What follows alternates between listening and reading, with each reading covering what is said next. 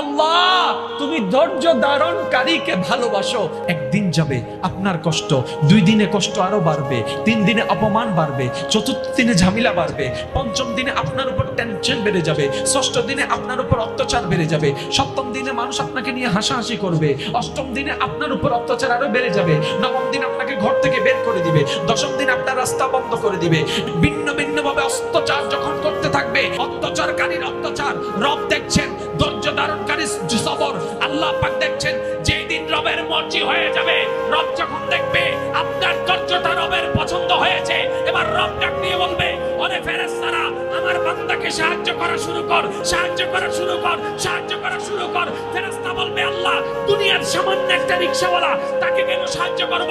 রব বলে, আমি ওয়াদা করেছি ইন্নাল্লাহ মা'আস সাবিরিন, যেই ধৈর্য ধরবে আমি রব তার সাথে আছি। সুবহানাল্লাহ।